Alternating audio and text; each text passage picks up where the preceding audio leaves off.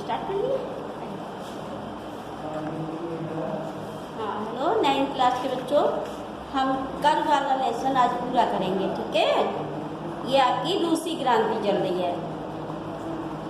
देखिए रूसी साम्राज्य जब 1914 में रूस साम्राज्य पर जार निकोलस द्वितीय का शासन था, ठीक है। Finland, Latvia, Lithuania, Estonia, Poland, Ukraine, Belarus और जो कुछ रूसी ये सारे जो भाग थे वे रूसी साम्राज्य के हिस्से थे। और रूसी साम्राज्य प्रशांत महासागर तक फैला हुआ था। जॉर्जिया, आर्मेनिया, अजरबैजान ये भी सभी रूस के अधीन थे। अब रूस में ग्रीक ऑर्थोडॉक्स चर्च की जो शाखा रूसी ऑर्थोडॉक्स क्रिश्चियनिटी को मानने वाले लोग अधिक संख्या में थे। साम्राज्य के अंतर्गत कैथोलिक, प्रोटेस्टेंट, मुस्लिम व बौद्ध थे। अब अर्थव्यवस्था, वहाँ की अर्थव्यवस्था और समाज 20वीं शताब्दी के प्रारंभ में जो रूस की लगभग 85% जो जनसंख्या थी वह कृषि भाग से जुड़ी हुई थी और कृषि पर ही आश्रित थी।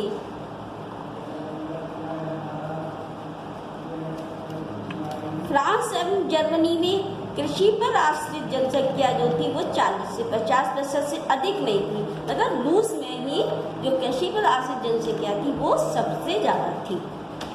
अब वे जो थे रूस की जो साम्राज्य किसान थे वे अपनी आवश्यकताओं को पूरा करने के साथ साथ बाजार के लिए भी उत्पादन करते थे और रूस अनाज का सबसे बड़ा निर्यातक था।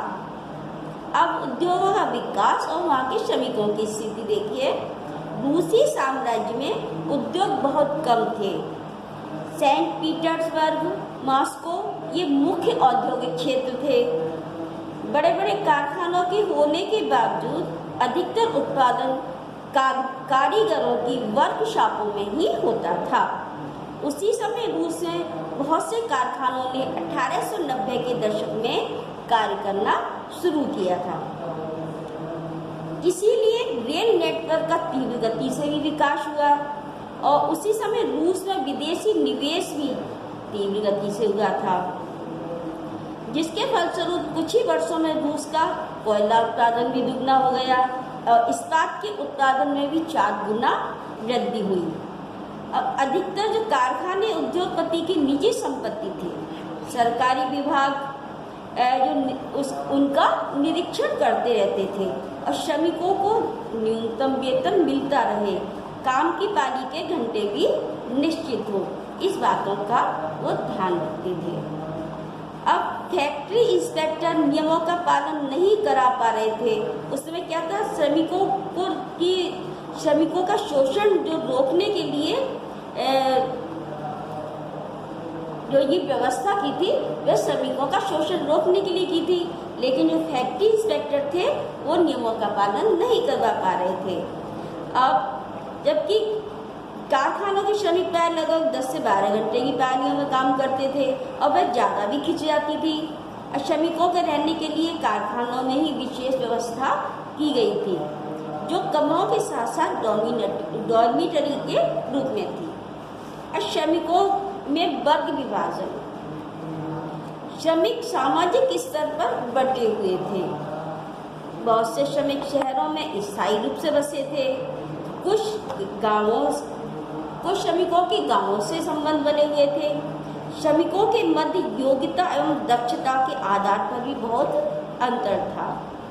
इस अंतर को सेंट पीटर्सबर्ग के धातुकर्मी ने इस प्रकार कहा। देखिए, धातुकर्मी श्रमिकों में खुद को साहब मानते हैं। उनके काम में ज़्यादा प्रशिक्षण और निपुणता की जरूरत जो रहती है। सन 1914 में फैक्ट्री श्रमिकों में देखिए, धातुकर्मी श्रमिकों में खुद को साहब मानते थे। उनके काम में ज़्यादा प्रशिक्षण और निपुणता की जरूरत जो रहती थी। सन 1914 में फैक्ट्री श्रमिकों में स्त्रियों की संख्या 31% थी। लेकिन उन्हें पुरुष श्रमिकों की तुलना में कम कार्य श्रमिक मिलता था। श्रमिकों में अंतर उनकी वेशभूषा और व्यवहार में भी था। इसके बावजूद श्रमिकों ने आर्थिक संकट और बेरोजगारी के समय एक दूसरे की सहायता करने के लिए संगठन बना लिए थे, किंतु ऐसे संगठनों की जो संख्या थी वो बहुत ही कम थी। इतने सारे भेदों के होने पर भी जब किसी श्रमिक को नौकरी से निकाल दिया जाता था तो उन्हें भी मालिकों से कोई शिकायत होती थी तो श्रमिक इकट्ठे होकर हड़ताल करते थे। अब किसानों की स्थिति देखिए, बड़ी संपत्ति, ये गांव की अधिकतर भूमि पर किसान खेती करते थे और बड़ी संपत्तियों पर सामंतों, राजशाही और ऑर्थोडॉक्स चर्च का नियंत्रण था। श्रमिकों की तरह किसान भी बटे हुए थे। ये बहुत धार्मिक स्वभाव के थे और अधिकतर किसान सामंतों, कुलीनों, अभिजात वर्ग के लोगों का सम्मान नहीं करते थे।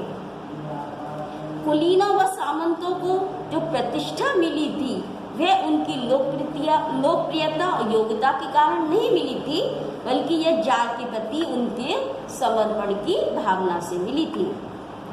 अब ब्रिटेनी नामक स्थान के किसान कुलीनों का बहुत सम्मान करते थे।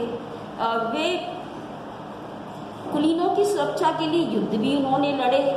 फ्रांस के किसानों के विपरीत रूस के किसान क्या चाहते थे, वे कुलीनों की भूमि छीनकर किसानों को दे दी जाए, वो यह चाहते थे। रूस के किसान लगान नहीं चुकाते थे। कई स्थानों पर तो जमींदारों की हत्या तक भी की जा चुकी थी। दक्षिण रूस में सन 1902 के आसपास तो ऐसी घटनाएं बहुत ही बड़ी संख्या में हुई। स्थिति तब और भी ज़्यादा भयावह हो गई जब 1905 के आसपास पूरे रूस में इस प्रकार की घटनाएं बहुत घटने लगी। अब रूस के किसान यूरोप के अन्य किसानों की तुलना में इस दृष्टि से भी अलग थे कि किसान समय समय पर संपूर्ण भूमि को कम्प्यून को सौंप देते थे और यह कम्प्यून ही प्रत्येक परिवार को आवश्यकता के अनुसार भूमि का वितरण करते थे।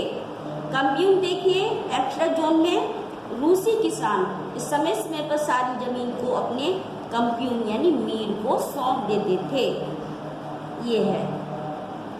और रूस में समाजवाद तत्कालीन यानी उस समय रूस में सन 1914 में पहले सभी राजनीतिक पार्टियां गैर कानूनी थी और समाजवादी जो कार्ल मार्क्स के विचारों में विश्वास करते थे, उन्होंने सन 1898 में रूसी सामाजिक लोकतांत्रिक श्रमिक पार्टी का गठन किया था। सरकार द्वारा मान्यता न मिलने के कारण इस पार्टी को एक गैर कानूनी संगठन के रूप में कार्य करना पड़ता था। इसके बावजूद इस पार्टी ने हड़ताल आदि कार्यक्रमों का आयोजन किया और प्रकाशित समाचार पत्र ने श्रमिकों को संगठित करने में बहुत महत्वपूर्ण योगदान किया। समाजवादियों का दृष्टिकोण, रूस के समाजवादियों के एक समूह का यह मानना था कि रूस के किसान जिस प्रकार कम्यून के माध्यम से समय समय पर भूमि बांटते हैं, तो उससे यह स्पष्ट होता है कि स्वाभाविक रूप से समाजवादी की भावना वाले ये लोग हैं। समाजवादियों के इस समूह द्वारा यह निष्कर्ष निकाला गया कि रूस में श्रमिक नहीं बल्कि किसान भी क्रांति का किसानों की मुख्य शक्ति बनेंगे। अब किसान क्रांति का नेतृत्व करेंगे। ऐसी स्थिति में रूस अन्य देशों की तुलना में पहले समाजवादी देश बन जाएगा। 19वीं शताब्दी के अंत में रूस के ग्रामीण क्षेत्रों में समाजवादी बहुत सक्रिय थे। 1900 में उन्होंने समाजवादी क्रांतिकारी पार्टी का गठन कर लिया। इस पार्टी ने किसानों के अधिकार के लिए संघर्ष शुरू कर दिया। समाजवादियों में